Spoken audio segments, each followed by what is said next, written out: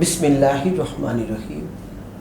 সুপ্রিয় দর্শক শ্রোতা, দেশে এবং প্রবাসে, কাছে এবং দূরে যে যেখান থেকে অবস্থান করছেন সকলকে জানাচ্ছি ঐশী বাংলা টিভির পক্ষ থেকে আন্তরিক শুভেচ্ছা ও মোবারকবাদ।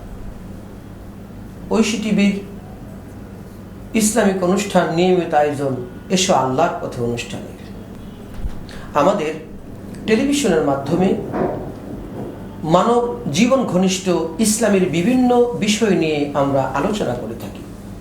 আজকে আমরা টেলিভিশনের স্টুডিওতে দেশ বরেণ্য দুইজন আলেমকে নিয়ে উপস্থিত হয়েছি আপনাদের সামনে একটি গুরুত্বপূর্ণ বিষয় নিয়ে, যেই বিষয়টির নাম হলো এতেকাফের ফজিলত ও আদায়ের নিয়ম। এই গুরুত্বপূর্ণ বিষয়টি নিয়ে যারা আমাদের মাঝে কথা বলবেন, আসুন সর্বপ্রথম আপনাদের সঙ্গে তাদেরকে পরিচয় করিয়ে দিচ্ছি। আমাদের সাথেই আছেন বিশিষ্ট আলেমে দ্বীন, মিডিয়া ব্যক্তিত্ব হযরত মাওলানা লোকমান সাইফি সাহেব, খতিব, দারুল আমান জামে মসজিদ, উত্তরা, ঢাকা। আসসালামু আলাইকুম ওয়া রাহমাতুল্লাহি ওয়া বারাকাতুহু। আমাদের মাঝে আরও একজন বিজ্ঞ উপস্থাপক রয়েছেন, যিনি হযরত মাওলানা হুসাইন বাহাদুর সাহেব। আসসালামু আলাইকুম ওয়া রাহমাতুল্লাহি ওয়া বারাকাতুহু। সম্মানিত আলোচক, আমাদের টেলিভিশনের পক্ষ থেকে আপনাদেরকে আন্তরিক মোবারকবাদ জানাচ্ছি শত ব্যস্ততার মাঝে আমাদেরকে সময় দেওয়ার জন্য।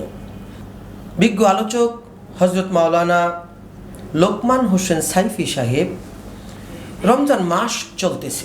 এই রমজান মাসের অনেকগুলো বড় বড় আমল আছে। এর মধ্যে একটা উল্লেখযোগ্য বা অন্যতম একটা আমল হলো ইতিকাফ। এই ইতিকাফ সম্পর্কে রাসূল পাক সাল্লাল্লাহু আলাইহি সাল্লাম হাদিসে অনেক কথা বলেছেন। কোরআনে ওই ইতিকাফ সম্পর্কে কথা এসেছে। মক্কা শরীফকে ইতিকাফকারীদের জন্য প্রস্তুত রাখার জন্য ইব্রাহিম এবং ইসমাইল আলাইহিস সালামকে আল্লাহ রাব্বুল আলামিন নির্দেশনা প্রদান করেছিলেন। তো এত গুরুত্বপূর্ণ একটি বিষয় নিয়ে আমরা আজকে কথা বলতে যাচ্ছি। তো আমাদের এই টেলিভিশনের মাধ্যমে বিভিন্ন দর্শক শ্রোতা আমাদেরকে প্রশ্ন করে থাকেন। তাদের প্রশ্নের আলোকেই আজকে আমি আপনাকে প্রশ্ন করতে চাচ্ছি যে ইতিকাফ এত গুরুত্বপূর্ণ একটি বিষয়, আসলে ইতিকাফ কি, ইতিকাফ বলতে কি বোঝায়, যদি আপনি একটু বিস্তারিত খুলে বলতেন। সম্মানিত বিজ্ঞ প্রাজ্ঞ উপস্থাপক জনাব মাওলানা আলহাজ সাব্বির আহমেদ উসমানী সাহেব, আপনি দর্শক শ্রোতাদের প্রশ্নের আলোকে চমৎকার একটি বিষয় অবতারণা করেছেন। ইতিকাফ শব্দটি বাবে ইফতিয়াল থেকে, এর অর্থ হচ্ছে আবদ্ধ থাকা, আটকে রাখা। আল্লাহ সুবহানাহু ওয়া তাআলার সন্তুষ্টির লক্ষ্যে, তার নৈকট্য হাসিলের উদ্দেশ্যে কোনো জামে মসজিদে রমজান মোবারকের শেষ দশকে নিজেকে আবদ্ধ রাখা বা আটকে রাখাকে বা অবস্থান করাকে ইতিকাফ বলে। এখন এই ইতিকাফ কেন, যদি প্রশ্ন দর্শক শ্রোতার আরও প্রশ্ন জবাব দিতে চান, সেক্ষেত্রে বলা হবে ইতিকাফটা হচ্ছে এমন একটি ফজিলতপূর্ণ, তাৎপর্যপূর্ণ, গুরুত্বপূর্ণ এবং মোস্ট সিগনিফিক্যান্ট। আর সেটা এই কারণে যে আল্লাহ সুবহানাহু ওয়া তাআলা মহাগ্রন্থ আল কোরআনুল কারীম নাজিল করেছেন যে রাতে, সেই রাতটি হচ্ছে হাজার মাসের থেকেও শ্রেয়। যেমন আল্লাহ বলেছেন, ইন্না আনজালনাহু ফি লাইলাতিল কদর ওয়া মা আদরাকা মা লাইলাতুল কদর লাইলাতুল কদরি খায়রুম মিন আলফি শাহর। নিশ্চয় আমি উহা নাজিল করেছি কদরের রজনীতে। আপনি কি জানেন কদরের রজনী কি? কদরের রজনী হচ্ছে হাজার মাস থেকে শ্রেষ্ঠ, আর সেটা হচ্ছে এই লাইলাতুল কদর। এই লাইলাতুল কদরের রাতেই আল্লাহ তাআলা মহাগ্রন্থ মানব জাতির কল্যাণের জন্যে, মানব জাতি যে পুঞ্জীবিত জমাট বাঁধা গাঢ় কালো অন্ধকারের ভিতরে নিমজ্জিত, সেই অন্ধকার থেকে আলোর দিকে নিয়ে আসার জন্য আল্লাহ গ্রন্থ নাজিল করেছেন, যে নাম কোরআন। সেই কোরআনটাই নাজিল হয়েছে এই কদরের রজনীতে। সে কদরকে ধরার জন্যই রাসূল করিম সাল্লাল্লাহু আলাইহি ওয়াসাল্লাম শেষ দশকে বেজর রাত্রিতে নির্ধারণ করে দিয়েছেন, বেজর রাতগুলি তোমরা তালাশ করো, সেখানেই তোমরা কদরের রজনী পেয়ে যাবে। এই কদরের রজনী তালাশের লক্ষ্যেই এই এতেকাফে এই ব্যবস্থাপনা আর রাসূল সাল্লামের শরিয়া অনুযায়ী রাসূল সাল্লামের বিধান, রাসূল সাল্লামের পরামর্শ, রাসূল সাল্লামের সাজেস্ট, রাসূল সাল্লাম থেকে নির্দেশিত এই পন্থাটি আবিষ্কৃত হয়েছে এতেকাফ। এই জন্য আমরা এতেকাফের কয়েকটি কারণ রয়েছে। এক হলো এই কোরআন নাজিলের রাত্রিকে ধরার জন্য, দ্বিতীয় কারণ হচ্ছে মহান আল্লাহ তাআলার সাথে নিবিড় একটি সম্পর্ক গড়ে তোলার জন্যে, তৃতীয় কারণ হচ্ছে মানুষের যে মানবিক এবং পাশবিক যে আচরণ আছে এগুলো থেকে নিজেকে নির্লিপ্ত রেখে ভালো মানুষে রূপান্তরিত হওয়ার জন্য এই এতেকাফের ব্যবস্থাপনা। সুবহানাল্লাহ। রাসূল সাল্লাল্লাহু কি প্রেসক্রিপশন করেছে বিজ্ঞ আলোচক, আমি একটু আপনার সাথে কথাটা একটু যোগ করতে চাচ্ছি যে খুব সুন্দর বলছিলেন যে মানুষের কাছ থেকে নিরিবিলি একাকিত্বে আলাদা হয়ে গিয়ে আল্লাহর সান্নিধ্য অর্জনের জন্য একজন মানুষ যে প্র্যাকটিসটা করে, এটাই মূলত এতেকাফের একটা বৈশিষ্ট্য। যেমন আপনি বলছিলেন যে কোরআন নাজিল হয়েছিল, সেই কোরআন নাজিল হয়েছিল যে হেরা পর্বতের গুহায়, যে লাইলাতুল কদরের রজনীতে, সেই অবস্থায় কিন্তু রাসূল সাল্লাল্লাহু আলাইহি ওয়াসাল্লাম এতেকাফের মতো মোরাকাবার অবস্থায় ছিলেন। দীর্ঘ 15 বছর এই এতেকাফের মতোই মোরাকাবা করতে করতে আল্লাহ রাব্বুল আলামিন লাইলাতুল কদরের রজনীতে রাসূলের কাছে কোরআন নাজিল করেছিলেন। সুবহানাল্লাহ। এটি নবী সাল্লাল্লাহু আলাইহি ওয়াসাল্লামের জীবদ্দশায় দীর্ঘ 23 বছরে এই কোরআনটা নাজিল হয়েছে, কিন্তু এট এ টাইমে লাউহে মাহফুজ থেকে এক রাত্রিতে গোটা কোরআন শরীফ 30 পারায় নাজিল হয়েছে প্রথম আসমানে, সেটাই হচ্ছে লাইলাতুল কদরের রজনী। এবং আপনি জানেন যে কোরআন নাজিলের প্রেক্ষাপট যদি আপনি বলেন সেক্ষেত্রে কিভাবে নবী সাল্লাল্লাহু আলাইহি ওয়াসাল্লামের কাছে চমৎকার আপনি বলছিলেন উপস্থাপক যে আমরা কদরের রজনী ধরার জন্য মসজিদের কোণে আশ্রয় নেই, নিরিবিলি জায়গায় যেখানে আল্লাহর সাথে সম্পর্ক। নবী সাল্লাল্লাহু আলাইহি ওয়াসাল্লাম কোরআন যখন তার কাছে প্রথম ওহী আসলো তখনও তিনি একটি মেডিটেশনের জায়গায়, অর্থাৎ যেখানে ধ্যানে ছিলেন হেরা পর্বতের গুহায়, সেখানে তিনি যখন 40 বছর বয়সে উপনীত হলেন ধ্যান করতে করতে, দীর্ঘ 15 বছর ধরে ধ্যান করতেছিলেন। 25 বছর থেকেই তো প্রায় 40 বছর পর্যন্ত, যখন 40 বছর উপনীত হলো তখন এই দীর্ঘ 15 বছর সেই শেষ 15 বছরের শেষ মুহূর্তে 40 বছর যখন পড়লেন তখনই জিবরাইল আমিন আসলেন ওহী নিয়ে আর বললেন ইকরা বিসমি রাব্বিক ইয়া মুহাম্মদ ইকরা। প্রথমে পরিচয় দিয়েছেন, কিতাবুল বিদুত ওহীতে আসছে যে পরিচয় দিয়েছেন, হে মুহাম্মদ আপনি আল্লাহ রাসূল আর আমি জিবরাইল। খুব চমৎকার ইন্ট্রোডাকশন হচ্ছে। তো এই যে ইন্ট্রোডিউস একে অপরের সাথে দিয়ে তারপরে কি কথা বলা শুরু হলো। মূল উদ্দেশ্য হলো যে রাসূল সাল্লাল্লাহু আলাইহি ওয়াসাল্লাম লাইলাতুল কদরের রজনীতে কোরআন পেয়েছে, আর এটাও এই এতেকাফের মতো একটি আমল মোরাকাবার মাধ্যমে হেরা পর্বতের গুহায়। তো আমরা মসজিদে যে অবস্থানটা করি সেখানে এই রমজানের শেষ দশকে যে আমরা নিয়াত করে ঢুকি, আমরা এটা হলো সুন্নতে মুআক্কাদা এতেকাফ কিফায়া। জি, সুন্নতে কিফায়া, সুন্নতে মুআক্কাদা কিফায়া, অর্থাৎ মহল্লাবাসীর যে কোনো একজন আদায় করলে পুরা সবার আদায় হয়ে যাবে, সবাই এর দায় থেকে মুক্তি হবে। তো এই কারণে এটা যদি কেউ না করে তাহলে সবাই গুনাহগার হবে, সবাই গুনাহগার হবে। এটা এমন একটি ইবাদত, কারণ এটা আল্লাহ সাল্লাল্লাহু আলাইহি ওয়াসাল্লামের নির্দেশ, যেটা পালন করতে হবে। এবং শুধু নির্দেশ নয়, রাসূল সাল্লাল্লাহু আলাইহি ওয়াসাল্লামের প্রতি রমজানে তিনি ইতিকাফ করতেন। আমরা তো অনেক সময় আলেম ওলামারা যারা আছি আমরা ব্যস্ততা দেখাই যে আমার এই ব্যস্ততা, সামাজিক ব্যস্ততা রয়েছে, আমার দায়িত্ব রয়েছে, মসজিদের দায়িত্ব পালন করছি। আবার অনেক আলেম দেখবেন যে মসজিদ ইমামতি করে ঠিক, কিন্তু ইতিকাফে তারা করেন, সুন্নাতটা আমল করেন। আমরা আমল করতে হবে, আমলের মাধ্যমে আল্লাহ। সম্মানিত আলোচক, আমি আপনার কথার পাশাপাশি একটু জানতে চাচ্ছি যে এতেকাফ আমরা করব, এই এতেকাফ করার স্থানটা আমরা কিভাবে নির্বাচন করব, উত্তম এতেকাফ আমরা কিভাবে, কোথা থেকে আমরা শুরু করতে পারি? চমৎকার বলেছিলেন। এতেকাফ আমরা করব জামে মসজিদে। জি, এবং এতেকাফ জামে মসজিদে করব এবং রোজা অবস্থায়, এবং অর্থাৎ জুমা মসজিদে আমরা করব। এবং এটা 20 রমজানের আসরের নামাজের পর থেকে আমাদের এতেকাফটা শুরু হবে। অর্থাৎ যে তারাবিটা করবো ওইটা হবে 21শে কদরের তারাবি। জি, বেলা ডোবার আগ থেকেই শুরু করতে হবে, আগ থেকে শুরু, আসরের পর থেকে ঢুকতে পারি, আবার কেউ মাগরিবের সময়ও ঢুকে যায়। জি, তো এটা দুটোটাই সহি ঢুকতে পারবে। তবে এতেকাফ এটা আমরা মনে করি খুব সহজ একটা বিষয়, কিন্তু এটার ভিতরে অনেক রিস্ট্রিকশন রয়েছে। আপনি এতেকাফে ঢুকে এটা নষ্ট হয়ে যায়, ভেঙে যায়, এমন কিছু কার্যকলাপ আছে। এরা যদি আমরা এই বিষয়টা নিয়ে পরে আসতেছি, আমি আপনার কাছে আরেকটু জানতে চাচ্ছি যে হাদিসের মধ্যে এভাবে এসেছে যে ইতিকাফ সর্ব উত্তম হলো কাবা শরীফের মসজিদে করা, যদি এরপরে এখানে কেউ সুযোগ না পায় মদিনার মসজিদে করা, এরপরে যদি সুযোগ না পায় বাইতুল আকসায় করা, এরপর যদি না হয় তাহলে দেশের যে কোনো বড় মসজিদে করা, এরপর যদি এটাও সুযোগ না হয় এলাকার সবচাইতে বড় মসজিদ যেখানে সেখানে করা, অধিক লোকের আগমন যেখানে, সেটাও যদি না হয় এলাকার যে কোনো জামে মসজিদে হলেও ইতিকাফ করা যাবে বা ইতিকাফ আদায় হবে। এখন তো মানুষের আলহামদুলিল্লাহ অনেক লোক ইতিকাফে থাকেন, অনেক বড় বড় মসজিদে 2000-3000 লোক পর্যন্ত ইতিকাফে দেখেছি। ঢাকা বাইতুল মোকাররমে দেখি প্রতি বছর প্রচুর লোক তারা ইতিকাফ করে, একটা ফ্লোর প্রায় ইতিকাফকারীদের জন্য ছেড়ে দেওয়া হয়। সেটা খুবই যৎসামান্য, হয়তো 5 থেকে 600 এরকম হবে। কিন্তু অনেক বড় বছর পটিয়াটরি ওই যে অনেক চট্টগ্রামে বড় বড় মসজিদে আমরা দেখেছি যে 2000-3000 লোক পর্যন্ত একসাথে ইতিকাফ করেন। ইতিকাফের প্রবণতা বৃদ্ধি পেয়েছে। জি, ধন্যবাদ সম্মানিত বিজ্ঞ আলোচক, সুন্দর করে বলছিলেন ইতিকাফ সংজ্ঞা বা ইতিকাফ সম্পর্কে। তো আমি ইতিকাফের করার পরবর্তীতে ইতিকাফ সম্পর্কে রাসূল পাক সাল্লাল্লাহু আলাইহি সাল্লাম কিছু ফজিলত বর্ণনা করেছে। ইতিকাফকারী আল্লাহর পক্ষ থেকে কি নেয়ামত, কি রহমত, কি বরকত পেতে পারে, পেয়ে থাকে। এ প্রসঙ্গে হযরত মাওলানা হুসাইন বাহাদুর সাহেব আপনি যদি বলতেন যে ইতিকাফের ফজিলত কি? আলহামদুলিল্লাহ, সম্মানিত উপস্থাপক, আমাকে এমন একটা বিষয়ের উপরে আপনি প্রশ্ন করেছেন যে ইতিকাফের ফজিলত।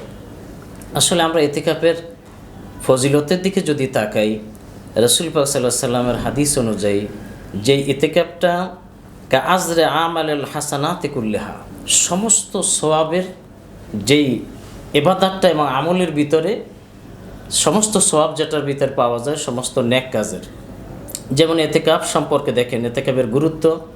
আল্লাহ রাব্বুল আলামিন হযরত ইব্রাহিম এবং ইসমাইল আলাইহিস সালামকে কাবা ঘর পবিত্রের জন্য তিনি নির্দেশ দিয়েছেন লিত্তাইফিনা ওয়াল আকিফিনা ওয়ার রুক্কা ইস-সুজুদ, তওয়াফকারী এবং ইতিকাফকারীদের জন্য এবং যারা রুকু সেজদা সালাত আদায় করবে তাদের জন্য।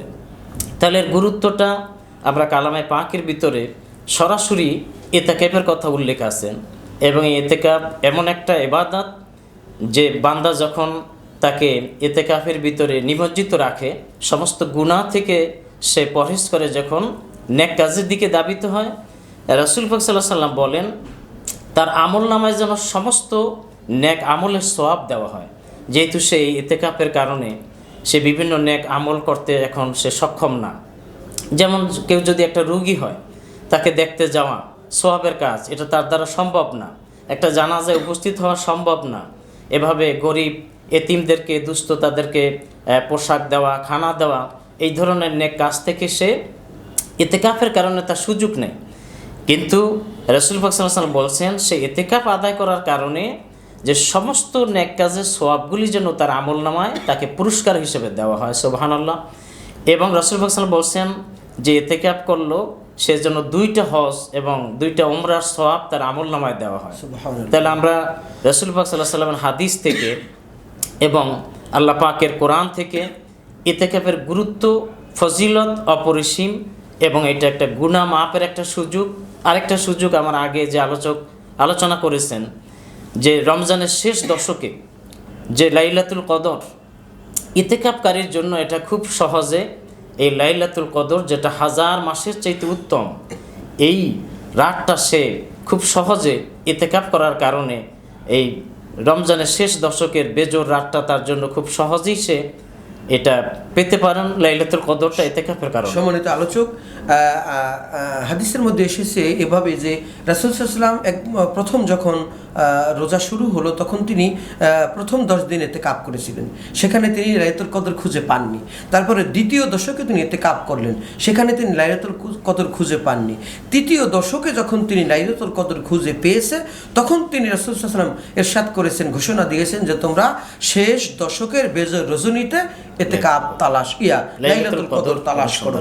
আরেকটি মজার বিষয় দেখবেন, সম্মানিত 2 জন আলোচকের উদ্দেশ্যে বলছি যে দেখেন আজকে সৌদি আরবে একদিন আগে রোজা শুরু হয়, আমাদের দেশে একদিন পরে রোজা শুরু হয়। কিন্তু কোনো ব্যক্তি যদি এই লাইলাতুল কদর খুঁজে যদি আগের দিন চলে যায়, আমরা পরের দিন আর পেলাম না, যদি আগের দিন যদি পরের দিন আমরা পেলাম, তারা কিন্তু তারা পেল না।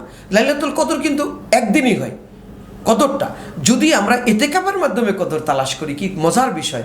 তাহলে 20 রমজান থেকে শুরু করে চাঁদ ওঠা পর্যন্ত প্রতিদিন যেহেতু আমি ইতিকাফ করতেছি, প্রতিদিনই আমি লাইলাতুল কদর তালাশ করলে আগের দিন হোক পরের দিন হোক, জোর বেজোর যেদিনই হোক, আমরা কিন্তু লাইলাতুল কদর পেয়ে যাব। তাহলে একজন ইতিকাফকারী ব্যক্তির জন্য লাইলাতুল কদরকে পাওয়া 100% পসিবল হয়। জি বলুন। যে যার কারণে সম্মানিত উপস্থাপক, সম্মানিত দর্শকবৃন্দ, তো ইতিকাফের মতো এই আমলটা করলে আমরা লাইলাতুল কদর থেকে আমরা মাহরুম হব না। যার কারণে এবং এর গুরুত্বটা কত বেশি, রাসূল পাক সাল্লাল্লাহু আলাইহি সাল্লাম তিনি কিছু কাজ আছে মাঝে মধ্যে করতেন, মাঝে মধ্যে ছেড়ে দিতেন, কিন্তু ইতিকাফ রাসূল পাক সাল্লাল্লাহু আলাইহি সাল্লাম জীবনের শেষ পর্যন্ত তিনি রমজানের শেষ দশকে ইতিকাফ করেছেন। এবং তিনি একবার ইতিকাফ করতে পারেন নাই, কিন্তু ইন্তেকালের আগে সে রমজানে ওই বছর 20 দিন ইতিকাফ করেছেন। যে ওই যে আপনার 10 দিন ইতিকাফ করতে পারেন নাই, ওটার কাজা যেটা আদায় হয়ে যায়। তাহলে এদিক থেকে গুরুত্ব আমরা রাসূল পাক সাল্লাল্লাহু আলাইহি সাল্লামের হাদিস এবং মা আয়েশা সিদ্দিকা আনহা থেকে এই হাদিসটা এসেছেন যে হুজুর 20 দিন ইতিকাফ করেছেন শেষ জীবনের রমজানে।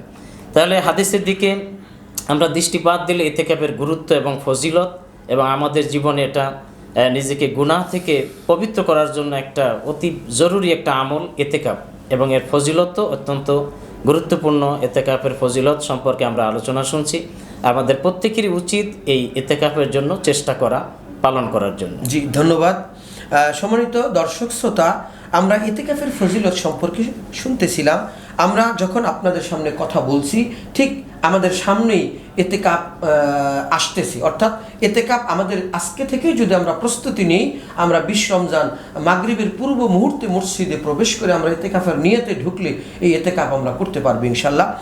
সম্মানিত আলোচক হযরত মাওলানা লোকমান সাইফি সাহেব, বিশিষ্ট মিডিয়া ব্যক্তিত্ব, আমি আপনার কাছ থেকে একটি প্রশ্ন জানতে চাচ্ছি যে ইতিকাফকারী ইতিকাফ অবস্থায় কি কাজ করতে পারবে এবং কি কাজ করতে পারবে না, অর্থাৎ এমনও কিছু কাজ আছে কি যেই কাজ করলে ইতিকাফকারীর ইতিকাফ ভঙ্গ হয়ে যায়, এই বিষয়ে যদি বিস্তারিত বলেন। সম্মানিত বিজ্ঞ উপস্থাপক চমৎকার বলছিলেন প্রশ্নের আলোকে। ইতিকাফকারী যিনি মুতাকিফুন হবেন, তার জন্য সুন্নাত হচ্ছে যে সে জানাজা অ্যাটেন্ড করবে না, অসুস্থ ব্যক্তিকে দেখতে যাবে না, এবং সে স্ত্রীর সাথে স্পর্শ করবে না, স্ত্রী স্পর্শ করবে না, বা ওলা ইউবাশিরুহুন না, তার সাথে সহবাসে লিপ্ত হবে না, এবং ওলা ইয়ামাসসুহু, তাকে টাচ করবে না ইতিকাফকারী, এটা সুন্নাত। এবং ওলা ইয়াদখুলু ইল্লা লাবুদ্দা মিনহু, এবং ওলা ইয়াখরুজু মিনাল মাসজিদ লাবুদ্দা মিনহু, অর্থাৎ তার প্রয়োজন ছাড়া, বিনা কারণে, একান্ত প্রয়োজন ছাড়া, হাজত ছাড়া সে বিনা কারণে মসজিদ থেকে বের হবে না, এটা সুন্নাত। তো এখন এই সুন্নাত কেন এমন কি করতে পারবে? করতে পারবে সে সেখানে, অর্থাৎ জানাজার নামাজে অ্যাটেন্ড করলে যে সওয়াব হতো, এই সওয়াব ওখানে বসে বসেই আল্লাহ তাকে দিয়ে দিয়েছেন। সুবহানাল্লাহ।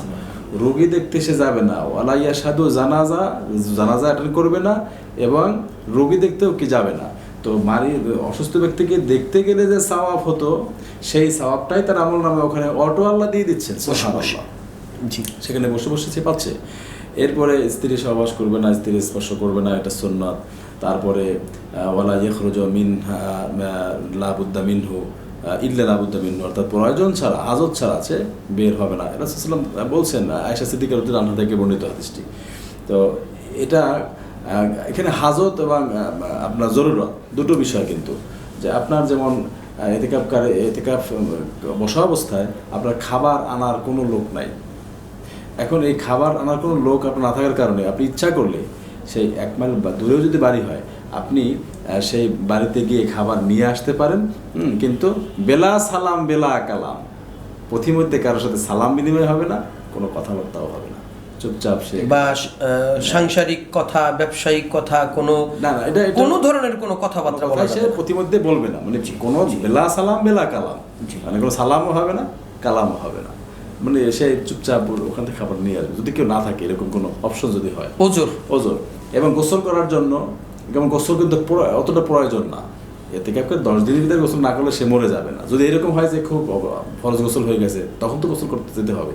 তো এই কারণে সে গোসল করতে সম্মানিত আলোচক, আমি আপনার একটু থামিয়ে দিচ্ছি যে ফরজ গোসলের ব্যাপারটা যেহেতু বলছেন, একটু আগে বলছিলেন যে স্ত্রী সঙ্গম করা যাবে না, এই ফরজ গোসলের বিষয়টা একটু ভেঙে না দিলে অনেক দর্শক শ্রোতা কনফিউশনে পড়ে যাবে। সুন্দর চমৎকার বলছিলেন। ফরজ গোসল বলতে ঘুমের ঘরে যে স্বপ্ন দোষ হয়, জি জি, তো স্বপ্ন দোষ হলে অনেক সময় ইতিকাফ ভঙ্গ হবে না, ভঙ্গ হবে না, কিন্তু ফরজ গোসল তার করতে হবে। সে গোসল করার জন্য তার বাইরে যেতে হবে, এই যে একটা প্রয়োজন। এরপরে আপনার শরীরের জরুরত, যেমন ন্যাচারাল কলে আপনি সারা দিচ্ছেন, প্রস্রাব পায়খানার বেগ আসছে, এটাকে হাজত সারার জন্য আপনাকে বাইরে যেতে হবে। কিন্তু বাইরে গিয়ে আপনি দীর্ঘ 1 মুহূর্ত যদি আপনি অবস্থান করেন বিনা কারণে, যেমন ভালো লাগতেছে না, একটু বাইরে দিয়ে ঘুরে আসি, একটু সামান্যটা হাওয়া খেয়ে আসি, মানে মসজিদের বারান্দায় গেলেন আপনি, তো সেই কাজটুকু আপনি করতে পারবেন না, মাকরু হয়ে যাবে, ইতিকাফ ভেঙে যাবে। মাকরু না শুধু, আপনি ওইটুকুর জন্য আপনি বিনা কারণে আর এমনি তো আপনি যাওয়ার পারমিশন রয়েছে যদি আপনার হাজত হয়। সম্মানিত আলোচক, ধরেন ইতিকাফকারী এমন একটা মসজিদে ইতিকাফ করেছে, 5 ওয়াক্ত নামাজ হয় কিন্তু জুমা হয় না, তাহলে উনি জুমার নামাজ পড়তে, সেই কথা একই হাদিসের শেষে এটা বলা আছে যে লা ইয়াজুজু ইতিকাফকারীর জন্য মুতাকিফুর কি করতে পারবে না, যে সে বলছে, এখানে বলা আছে যে লা ইতিকাফু ইল্লা বি মাসজিদ জামে, হ্যাঁ, ইল্লা বি মাসজিদ জামে ইল্লা বিস সাওম, রোজা ব্যতীত এবং জামে মসজিদ ছাড়া ইতিকাফ হবে না। কোনটা? যে রমজান মাসের শেষ দশকে যে ইতিকাফটা আমরা করে থাকি সুন্নতে মুআক্কাদা কিফায়া, এই কিফায়ার জন্য আপনার জামে মসজিদ শর্ত এবং রোজা শর্ত, মানে যেই মসজিদে জুমা হয়, জামে মসজিদ শর্ত, জুমা না হলে সেই মসজিদ হবে না। আচ্ছা, পাশাপাশি আমি আরেকটু প্রশ্ন আপনাকে করতে চাচ্ছি, কারণ আমাদের অনুষ্ঠানটা শুধু পুরুষ মানুষ নয়, মহিলারাও দেখতেছে, তো মহিলাদের ইতিকাফের ব্যাপারে শরীয়তের হুকুম কি যদি একটু বলতেন। চমৎকার বলছেন আপনি। মহিলারা যদি ইতিকাফ করতে চায় বা করলে অনেক সওয়াব রয়েছে, করতে পারবে। তারা ঘরের কোণে, ঘরে মনে করেন 3-4টা রুম আছে, একটা রুমকে সিলেক্ট করবে যে এই রুমে সে এখানে অবস্থান করবে, আল্লাহকে পাওয়া। মোটামুটি মহিলারা যে রুমে নামাজ পড়ে এরকম একটা রুম সে সিলেক্ট করে নিল, যেখানে সে ইতিকাফের জন্য অবস্থান করবে, যে নিরিবিলি, যেখানে কোনো ঝামেলা নাই, হ্যাঁ, একবারে ইন্টেনসিভ ইউনিট কেয়ার, সে সুরক্ষিত একটি রুমে সে অবস্থান করবে এবং তার ছেলে মেয়ে বা যে কোনো কাজের লোককে তারা বলে রাখতে পারে। ওই যে হোম কোয়ারেন্টাইন নামে একটা শব্দ আসছিল করোনার সময়, ওই রকম আর কি, একাকিত্ব বন্দী থাকবে ওখানে, স্বামী স্ত্রী থাকলেও যেন সে তার সাথে ওইভাবে আরো মোলাকাত না করে, এরকম একটা অবস্থায়। আর হুকুম বলতে আমি যে জিনিসটা বুঝাইতে চাচ্ছি, স্ত্রী স্বামী আছে, তার জন্য কি স্বামীর হুকুম নিতে হবে ইতিকাফের জন্য? ইতিকাফ যেহেতু সুন্নতে মুআক্কাদা কিফায়া, তাহলে আর এটা হচ্ছে রমজান মাসের যে ইতিকাফ সুন্নতে মুআক্কাদা কিফায়া, এটার জন্য স্ত্রীর জন্য তো জরুরি না।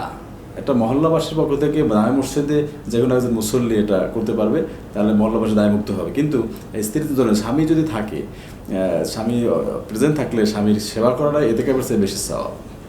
স্বামীর অনুমতি সাপেক্ষে যদি হয়, অনুমতি দেয়, সেক্ষেত্রে সেটা ভিন্ন বিষয়। আলহামদুলিল্লাহ, মাশাআল্লাহ, খুব সুন্দর বলছিলেন। আমরা ইতিকাফ অবস্থায় কি করা যাবে না এবং ইতিকাফের হুকুম, নারীদের ইতিকাফ সম্পর্কে শুনছিলাম, চমৎকার আলোচনা।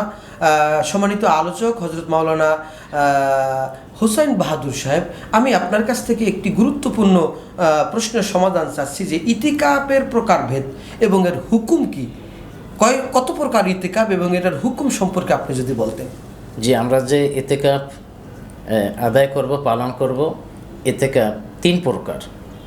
যেহেতু একটা হচ্ছে ওয়াজিব ইতিকাফ, যেটা মানতের কারণে ওয়াজিব হয়ে যায় কেউ যদি মানত করেন, আর একটা হচ্ছে সুন্নত ইতিকাফ, যেটা আমরা রমজানের শেষ দশকে যে ইতিকাফটা আদায় করি, এটা সুন্নতে কিফায়া। এটা যদি মহল্লার পক্ষ থেকে কিছু মানুষের যদি একজন আদায় করে, তাহলে সবার উপর থেকে দায়ভারটা আর থাকে না।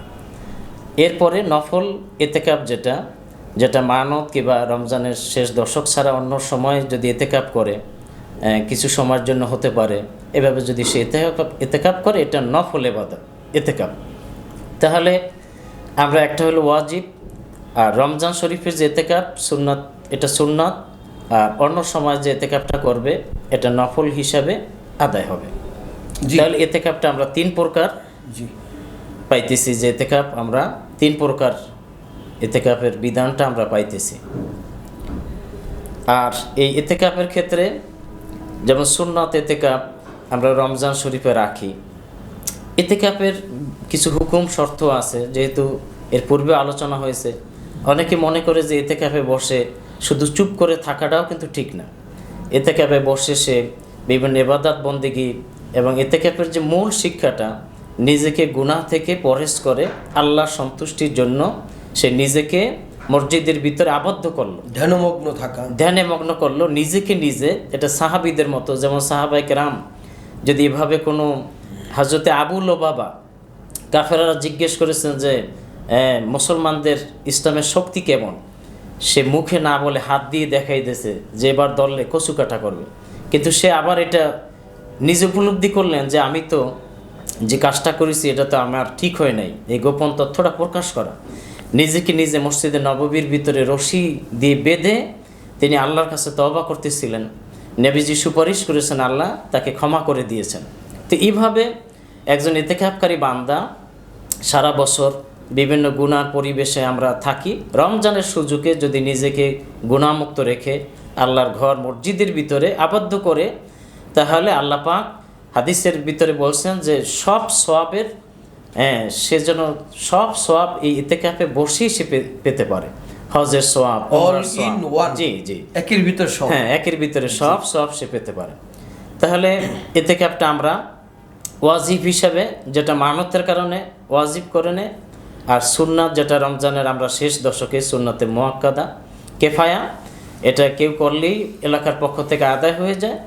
আর যেটা নফল, এটা যে কোনো সময় এটা সে ইতিকাফ পালন করতে পারে, সওয়াবের আশায় সে এটা করতে পারে। তাহলে আমরা যখন ইতিকাফে নিয়ত করে সে ঢুকলো, ইবাদত বন্দেগী করলো। তাহলে আমরা মানে তিনটা জিনিস সম্পর্কে আমরা একটু ক্লিয়ার যদি হই, তাহলে এরকম বোঝা যায় যে যেটা ওয়াজিব ইতিকাফ সেটা হলো মান্নত। এটার জন্য রমজানের রোজা শর্ত না। জি, মান্যতের যে কোনো জায়গায় যে কোনো সময় যেভাবে সে মান্যত করছে সেইভাবে ইতিকাফ পালন করবে। কিন্তু সুন্নতে মুআক্কাদা আলাল কিফায়া যে ইতিকাফ রমজান মাসে, এটার জন্য 100% রোজা শর্ত। রোজা না থাকলে এই ব্যক্তির ইতিকাফের কোনো প্রয়োজন নেই। তাহলে এই ইতিকাফটা রোজা অবস্থায় রাখতে হবে। 3 নম্বরে যেটা আপনি বলছিলেন যে নফল ইতিকাফ, এটার জন্য রোজা শর্ত না, তবে এটা রোজার দিনও করা যায়, রোজার বাইরেও করা যায়। পৃথিবীর যে কোনো জায়গায় যে কোনো সময় কোনো মসজিদে যদি সে যায়, 1 দিন 2 দিন 5 দিনের অথবা 1 ঘন্টা 2 ঘন্টা 5 ঘন্টার নিয়তেও যদি কেউ ইতিকাফ করে প্রবেশ করে, ওই সময় অবস্থান করে বের হয়, সে ইতিকাফের সওয়াব পাবে, কিন্তু এটার জন্য রোজা শর্ত না। এই হলো আমাদের রমজানের ইতিকাফের হুকুম বা বিধান সম্পর্কে আমরা জানলাম। তো সম্মানিত দর্শক শ্রোতা, মুসলমান ইসলাম ধর্মের একটা রমজান মাসের গুরুত্বপূর্ণ একটা আমলই হলো ইতিকাফ। রাসূল পাক সাল্লাল্লাহু আলাইহি সাল্লাম সারা জীবন তিনি রমজানে ইতিকাফ করেছেন। আমরা একটু আগে শুনেছি যে রমজানের রাসূল সাল্লাল্লাহু আলাইহি ওয়াসাল্লাম ইন্তেকালের পূর্ব মুহূর্তে যে সর্বশেষ রমজান তিনি পেয়েছিলেন, সেই রমজানে তিনি 20 দিন ইতিকাফ করেছিলেন এবং ইতিকাফ করার জন্য সাহাবীদেরকে উদ্বুদ্ধ করেছেন, তাকিদ দিয়েছেন। এবং আমরা সেই ইতিকাফ আমরা করব। আমাদের সমাজে, আমাদের এলাকায়, আমাদের গ্রামে, আমাদের মহল্লায় কেউ যদি কোনো জামে মসজিদ থাকে, সেখানে কেউ যদি ইতিকাফ না করে, বুঝবেন সকলেই কিন্তু গুনাহগার হতে হবে। যেমন একজন মানুষ মারা গেলে তাকে কেউ জানাজা দিতে গেল না, তাহলে পুরো গ্রামবাসী, এলাকাবাসী গুনাহগার হবে, কারণ এটা হলো ফরজে কিফায়ার নামাজ। কিন্তু এলাকার পক্ষ থেকে অল্প কিছু লোকও যদি এই মুর্দার ব্যক্তিকে জানাজা দিয়ে দাফন কাফন করে, তাহলে সকল ব্যক্তি দায়মুক্ত হয়ে গেল। ঠিক এই ইতিকাফও সুন্নতে মুআক্কাদা আলাল কিফায়া, সকলের উপরে এটা মুআক্কাদা সুন্নাত। কিন্তু যদি এটা সবাই আমল নাও করে, কিছু সংখ্যক লোকও যদি আমল করে, এটা হয়ে যাবে। তবে কিছু সংখ্যক যদি না হয়, অন্তত একজন লোকও যদি মহল্লা থেকে এই জামে মসজিদে ইতিকাফ না করে, মনে রাখবেন রাসূলের হাদিস অনুযায়ী মহল্লাবাসী, গ্রামবাসী, এলাকাবাসী সকলেই কিন্তু গুনার ভাগীদার হতে হবে। তাই এই গুরুত্বপূর্ণ আমলটা আমরা যেন কেউ ছেড়ে না দিই। আমাদের সামনে এই রমজানের শেষ দশক চলে আসছে, আমরা যেন সকলেই এই রমজান মাসের শেষ দশককে ইতিকাফের মাধ্যমে আমরা আমল করতে পারি। আর ইতিকাফ পুরুষ এবং মহিলা উভয়ই করতে পারে। পুরুষ মানুষ ইতিকাফ করলে কারো অনুমতি নিতে হয় না, কিন্তু নারী যখন ইতিকাফ করে তাদেরকে স্বামীর অনুমতি নেওয়া উচিত এবং স্বামীর অনুমতি সাপেক্ষেই তারা কোনো মসজিদে না গিয়ে নিজস্ব ঘরের কোনায় আলাদা রুমে আবদ্ধ হয়ে তাদেরকে এভাবে ইতিকাফ করতে হবে। পুরো অনুষ্ঠান জুড়ে ছিলাম উপস্থাপনায় আমি আলহাজ মাওলানা সাব্বির আহমেদ ওসমানী। সময় হয়েছে। আমাদের অনুষ্ঠানের সর্বশেষ প্রান্তে চলে এসেছি। যে যেখান থেকে আমাদের অনুষ্ঠান দেখছিলেন সকলকে আন্তরিক মোবারকবাদ জানিয়ে আজকের অনুষ্ঠান এখানে শেষ করছি। সকলে ভালো থাকবেন, সুস্থ থাকবেন। সকলের সুস্থতা কামনায় আমি আলহাজ মাওলানা সাব্বির আহমেদ ওসমানী বিদায় নিচ্ছি। আসসালামু আলাইকুম ওয়া রাহমাতুল্লাহি ওয়া বারাকাতুহু।